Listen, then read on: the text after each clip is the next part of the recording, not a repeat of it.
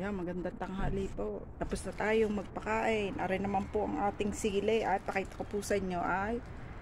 Ayan. Ito po ay 8 piraso. Aray, 2 po sa isang sanga.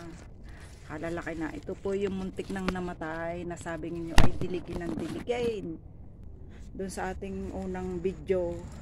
Yan, binidyo natin to. Sabi diligin daw ng diligin at mabubuhay. Ay, dinilig ko po siya ng dinilig na dandahan. Ayan, nagbubulaklakan na. Pero ito po ay yung manghang.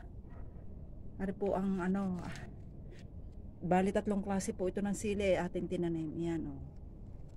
Kumpul-kumpul. Ano pa po ang pagkadami. Aray sa isang punong aray. Yan. Ay, sasawa tayo ngayon sa sili. Ay talagang ito ang siling manghang na namin ginagamit. Aray saan po namin binili? Arabo yata ayun. Ay bulaklakan na rin po. O ayan. Bubunga na rin siya. Aray pa po ang ano. Ay berdeng berde. O aray. Ang daming bunga ng ating sili ngayon. Aray pa. O aray hindi pa na ano. Ay nag-umpisa pala ang bumulaklak siya. Ayun. Ang dami natin yan sili. Yan, ating rosemary. Tanyo naman po, berdeng-berde yung ating terrace.